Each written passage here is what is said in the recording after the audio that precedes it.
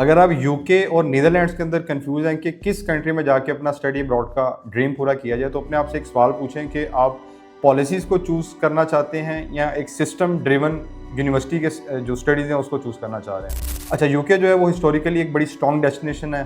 Clear pathway है, फिर English environment है और बड़ा ही प्रेडिक्टेबल स्ट्रक्चर है। लेकिन यूके का जो मॉडल है वो हैवीली पॉलिसी ड्रिवन है, फिर वीज़ा के रूल्स पे डिपेंडेंट्स और पोस्ट स्टडी राइट्स, ये सब गवर्नमेंट की पॉलिसी पे डिपेंड करता है और ये पॉलिसीज़ चेंज होती रहती हैं। लेकिन अगर इसके मुकाबले में हम नीदरलैंड्स को देखें तो नीदरलैंड का एजुकेशन सिस्टम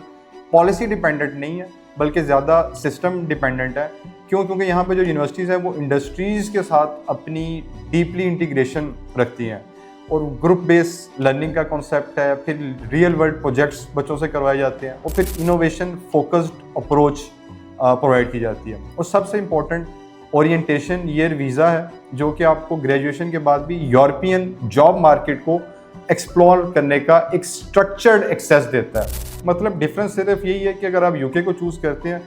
तो आपको एक डिफाइंड रूट मिल जाता है और अगर आप नीदरलैंड्स को आप चूज़ करते हैं तो आपको एक ओपन इकोसिस्टम मिलता है। लेकिन आप इस ट्रेड ऑफ को समझें कि यूके इजी ट्रांजिशन देता है, वीज़ा पॉलिसीज़ आसान है, फिर वीज़ा रेशो बड़ी ज़बरदस्त है, लेकिन नीदरलैंड्स की जो अडेप्टेबिलिटी है वो उसकी रिक्वायरमेंट है। तो डिसीजन बड़ा सिंपल है, अगर आपको स्टेबिलिटी और प्रेडिक्टेबिलिटी चाहिए तो you should focus on the UK, और अगर आपको फ्लेक्सिबिलिटी और यूरोपियन लेवरेज चाहिए तो definitely you should go for the Netherlands.